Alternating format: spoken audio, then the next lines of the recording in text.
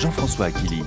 Bonsoir à vous, Manon Aubry. Bonsoir. Et bienvenue, députée européenne de la France Insoumise. Vous avez entendu Olivier Véran, qui a donc donné sa première conférence de presse hebdomadaire sur la crise sanitaire avec un certain nombre d'annonces, notamment de nouvelles restrictions attendues à Lyon, à Nice. C'est la bonne méthode, selon vous ? Alors d'abord, la première méthode qu'il faut appliquer, c'est celle de ne pas répéter les erreurs du passé, d'anticiper, de planifier. On a vu la gestion de la crise au début a été chaotique. On peut se dire 6 mois après, ils vont essayer d'adapter dans chacun des endroits. Je pense que c'est une bonne chose, mais je pense surtout à l'approvisionnement en masques. Il n'est toujours pas gratuit alors qu'il est obligatoire. Je pense aussi à la mise à disposition de tests pour ceux qui ont fait l'expérience, et ils sont nombreux en France, d'aller tenter de se faire dépister. Parfois, ça prend du temps. Parfois, on n'a même pas les résultats Olivier tout de Véran suite. l'a reconnu. Hein. Oui, mais c'est une chose de le reconnaître. Mais moi, je me souviens, je pense que ça datait de mai ou de juin. Déjà, le gouvernement qui a annoncé plus d'1 million de tests chaque jour. Le fait que nos capacités de tests soient à la hauteur des besoins. Et force est de constater que c'est toujours pas le cas. Vous dites quoi ? Peut mieux faire, c'est ça, hein, Évidemment, peut mieux faire. Et que l'aspect un peu chaotique avec lequel est gérée cette crise, j'ai l'impression qu'il se poursuit sans prendre en compte, y compris la portée sociale de cette crise. Je vous parlais tout à l'heure des masques, c'est quand même pas anodin, le fait qu'on le rende obligatoire, mais que tout le monde n'ait pas les moyens de s'en procurer encore aujourd'hui. Vous estimez, Manon Aubry, qu'il faudrait aller plus loin en matière de restrictions dans telle ou telle ville, tel ou tel territoire ? Il faut aller plus vite et plus loin. Il faut demander aux Français peut-être de réfréner un petit peu leur vie collective, leur vie sociale. Je pense qu'il ne faut pas paniquer non plus et repartir dans un confinement à 100% de la manière dont ça s'est passé. Il faut suivre de très près le nombre d'hospitalisations. En réalité, c'est ça l'indicateur qui est aujourd'hui le plus pertinent pour adapter nos mesures sanitaires. Mais pour ça, il faut anticiper. Et quand c'est nécessaire, en effet, prendre des mesures localisées à l'échelle d'un département, d'une ville, quand c'est nécessaire. Là, oui, c'est la bonne approche. Vous n'avez pas la sensation que, en ce qui concerne par exemple les manifestations aujourd'hui sociales, c'est peut-être pas forcément le meilleur moment choisi, cela concentre trop d'individus au même endroit, c'est ce qui est reproché aux uns et aux autres. Hein. Je vous rappelle que quand même le gouvernement et Emmanuel Macron ont autorisé les rassemblements au Puy du Fou et on n'aurait pas le droit de l'autre côté de revendiquer socialement. On porte le masque quand on est en manifestation.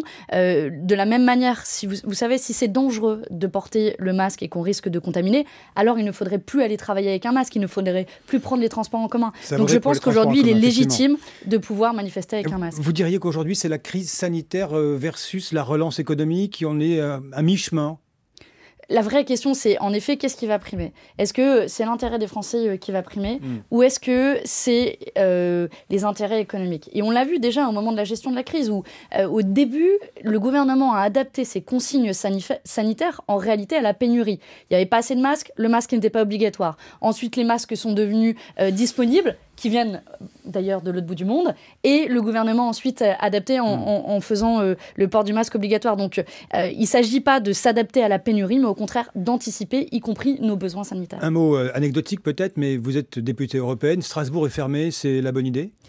C'est une situation compliquée à gérer pour l'Union européenne. Le vrai problème de Strasbourg qui est fermé, c'est qu'aujourd'hui, il n'y a pas de coordination sanitaire au niveau européen. Les critères de Strasbourg ne sont pas les mêmes qu'à Bruxelles. Et donc, tant que nous n'avons pas de coopération, mais comme on n'en a pas eu depuis le début, je vous rappelle que la France piquait des masques qui étaient envoyés à l'Espagne. Aujourd'hui, la concurrence a été élevée au rang de normes au niveau européen, y compris dans la gestion sanitaire. Venons-en à la concurrence justement avec Bridgestone, Béthune, avec ses 863 emplois menacés, autant de familles, sans parler des emplois induits. Qu'est-ce qu'il faut faire aujourd'hui, Manon Aubry, pour sauver l'usine ? D'abord, il faut dire très clairement à ces entreprises, ça suffit. Ça suffit que vous receviez de l'argent public et que derrière vous licenciez. C'est une entreprise qui a reçu... Vous pensez au CICE, c'est ça ? Évidemment, en 2018, plus d'1 million, 1 800 000 de CICE. Ça veut dire que de l'argent public, votre argent, mon argent, l'argent de tous ceux qui nous écoutent, sert à des entreprises à licencier. Donc il faut qu'elles remboursent ces aides. Ensuite, il faut protéger les salariés. Les protéger, ça veut dire que chaque euro d'argent public doit avoir des contreparties sociales, interdit de licencier. Et il faut des protections aussi au niveau européen.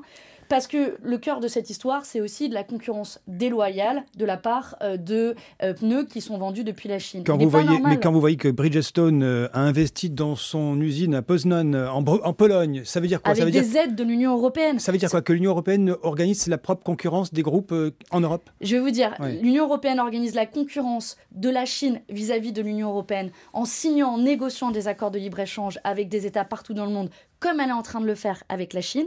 Et elle organise la concurrence au sein de l'Union européenne, entre les États membres de l'Union européenne, en l'occurrence en donnant des aides qui permettent de développer... Qu'est-ce qu'on fait? Mais qu'est-ce qu'on fait concrètement?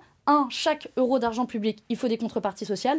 2, il faut une taxe carbone aux frontières. C'est-à-dire que vos pneus qui viennent de Chine, en réalité, coûtent plus cher et qu'on protège nos industries et protège nos salariés européens. Encore une question avec vous, Manon Aubry. Vous avez assisté au discours sur l'état de l'Union européenne d'Ursula von der Leyen. Et puis il y a cet nouvel objectif de réduction des émissions de gaz à effet de serre.